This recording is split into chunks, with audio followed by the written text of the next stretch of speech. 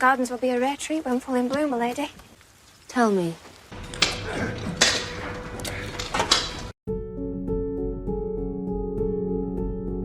Film dibuka menampilkan nuansa kuno, yaitu pada tahun 1913, di sebuah pesta mewah khas bangsawan, seorang wanita bernama Connie mencuri perhatian semua orang. Kecantikannya begitu luar biasa, sampai-sampai bikin mata kita tak bisa lepas memandangnya. Namun, yang paling terkena dampaknya adalah seorang tentara bernama John Kalpanak. Saat pertama kali melihat Connie, jiwa sinting John langsung bergetar hebat. Tanpa pikir panjang, dia menghampiri Connie dan memperkenalkan diri. Tapi bukan John namanya, kalau nggak langsung ngegombal dengan spik-spik iblisnya, yang sukses bikin Connie baper dalam hitungan detik. Merasa perlu meningkatkan level romansa, John dengan gesit mendekati para pemain musik dan meminta mereka mengubah genre menjadi lebih romantis. Dengan iringan musik yang mendukung, John mengajak Connie berdansa. Dan boom, Connie pun terpesona.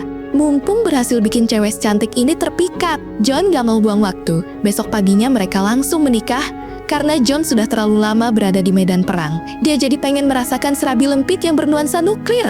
Mereka pun berjanji untuk terus membahagiakan satu sama lain selamanya. We have come together to witness the marriage of Clifford and Constance. Setelah menikah, kebahagiaan Connie dan John tidak bertahan lama karena perang belum selesai. John harus kembali ke medan pertempuran demi membela negara.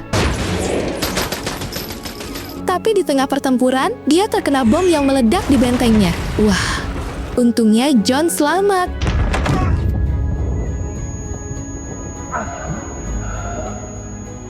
Dan kini dia kembali ke rumah, sementara Connie menunggu dengan penuh rindu.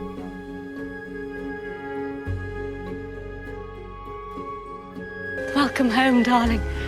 Tapi ketika dia melihat suaminya turun dari truk dengan kursi roda, Connie langsung kaget. Dia merasa sedih, tapi masih dalam batas normal. Welcome home, Strickland! What a wonderful effort you've all made. Namun, ketika tahu bahwa John benar-benar lumpuh dan tidak bisa disembuhkan, perasaannya jatuh ke level putus asa. Dia menangis dan keluar dari kamar karena tidak sanggup menerima kenyataan. My lady. Tapi dia balik lagi ketika melihat John akan mengakhiri hidupnya. No! Leave us! Leave us! Lord.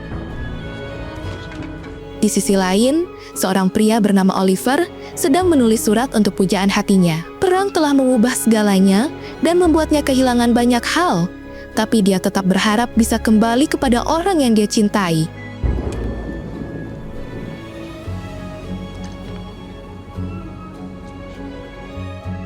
Beberapa tahun kemudian, Oliver akhirnya pulang.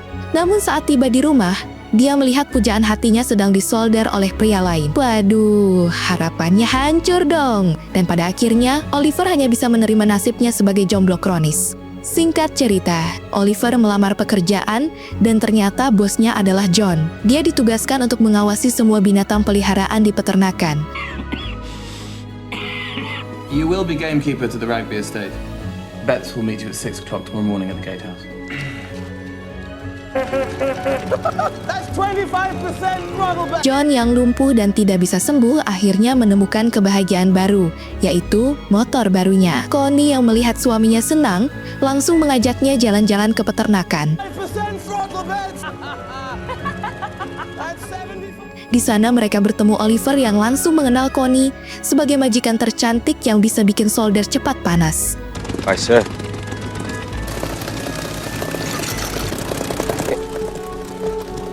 Suatu hari, Connie bersiap memandikan suaminya, tapi langkahnya terhenti saat mendengar suara wanita. Ternyata itu adalah Hilda, pengurus baru yang ditugaskan membantu John supaya Connie tidak terlalu capek mengurusnya. Namun, bukannya lega, Connie malah marah dan cemburu. Connie kesal dong dengan John, jadi dia pergi ke kandang ayam dan menemukan Oliver yang sedang bekerja tanpa mengenakan kaos. Kagetnya minta ampun si Connie ini, dia langsung mengalihkan pandangannya dengan senyuman iblis. Dia datang ke sana bukan tanpa alasan, tapi karena merasa tempat itu indah dan ingin melukis di sana.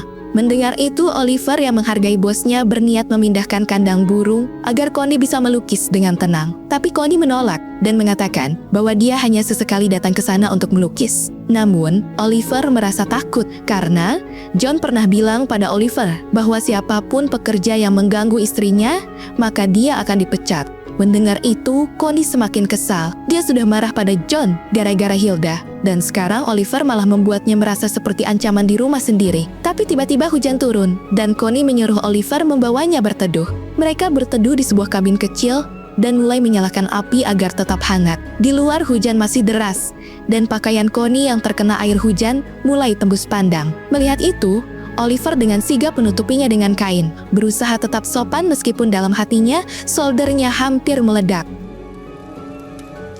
The shower's passed. Thank you for the shelter.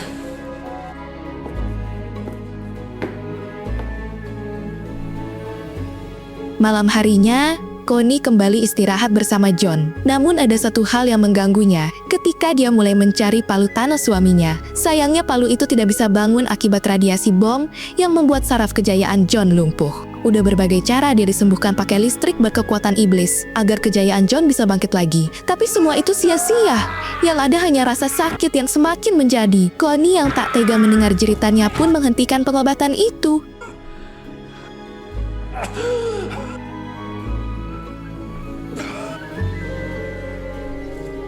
Keesokan harinya, Connie menemui Oliver di tempat kerjanya. Mereka bermain-main dengan anak ayam di sana. Tapi ketika melihat anak ayam itu, Connie jadi sedih karena dirinya belum juga hamil.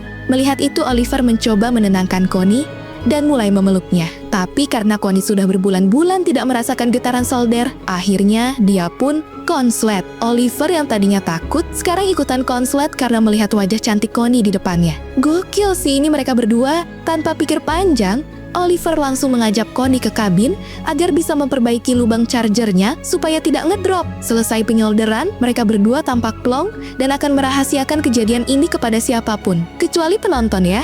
Malam harinya, lubang charger Connie mulai ngedrop lagi. Getarannya semakin kuat dan memberi sinyal bahwa dia harus segera dicas. Tanpa pikir panjang, dia keluar ke halaman depan dan melihat lampu di kabin Oliver masih menyala. Langsung saja dia lari ke sana, tapi tanpa disadari, seorang wanita bernama Jody melihatnya.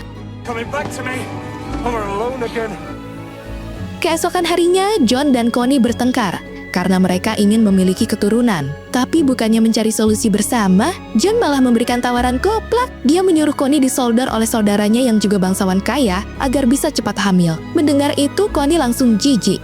Nggak suka, nggak setuju, dan tanpa banyak bicara, dia pun pergi. Tapi bukan ke kamar, dia pergi ke Oliver. Di sana, pengeboran tanpa henti dimulai. Solder bekerja maksimal sampai akhirnya meledak. Connie pun ngakak meronta-ronta seperti iblis yang disiram air keabadian. Setelah itu mereka pergi ke pasar malam, menikmati waktu bersama, tertawa, bermesraan, dan bersenang-senang hingga akhirnya konslet lagi. Ini orang kebangetan ya guys. Singkat cerita, John dan Connie jalan-jalan di hutan. Saat mereka sedang bersama, tiba-tiba Oliver bersiul. Connie langsung berhenti seolah ada sinyal tak terlihat di antara mereka. Tanpa bisa ditahan, mereka pun kembali konslet dan membiarkan John terus berjalan sendirian tanpa sadar. Namun, sebelum baterai mereka benar-benar full, suara klakson motor John menghentikan segalanya. Motor itu terselip di tanah, membuat John kesulitan untuk melanjutkan perjalanan.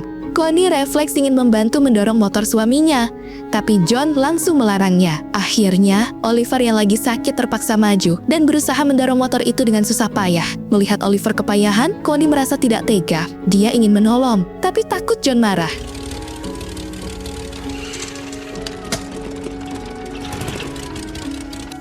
It is obvious that I'm at everybody's mercy. Well, I'll push too. In your condition, don't be ridiculous. Manners.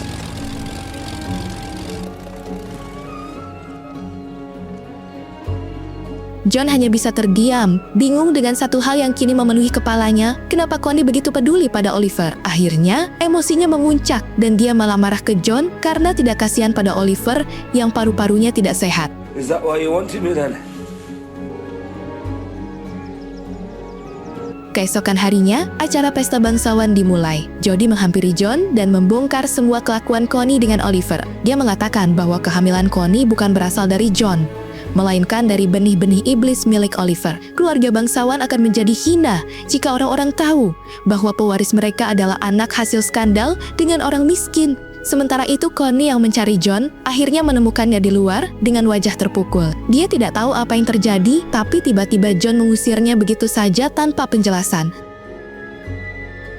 Saat Connie menangis, Jodie akhirnya mengaku bahwa dialah yang membongkar semuanya. Tapi tanpa diduga, Connie justru berterima kasih karena dia jatuh cinta pada Oliver yang palu Thanos-nya bisa bergetar. Namun, ada kabar buruk lainnya. Jodie memberitahu bahwa Oliver sudah dipecat. Mendengar itu, Connie langsung berlari mencarinya. Setelah menemukan Oliver, Connie berharap mereka bisa kabur bersama dan memulai hidup baru. Tapi Oliver menolak. Dia sadar dirinya hanya orang miskin yang tidak punya kekuatan apapun untuk melindungi Connie dan anak yang dikandungnya. Connie lari sambil menangis dan Oliver yang tak tega akhirnya mengejarnya.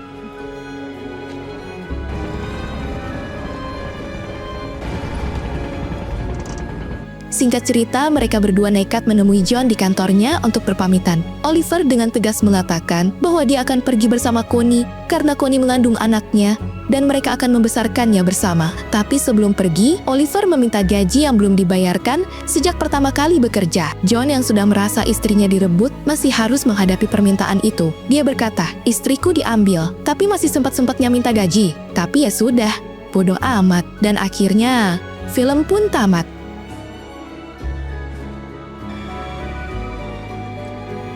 Pesan yang bisa kita ambil dari film ini adalah jangan lupa minta gaji sebelum kabur dengan istri orang. Terima kasih buat kalian yang udah nonton sampai akhir. Kalau suka klik tombol like-nya ya. Sampai jumpa di alur cerita berikutnya.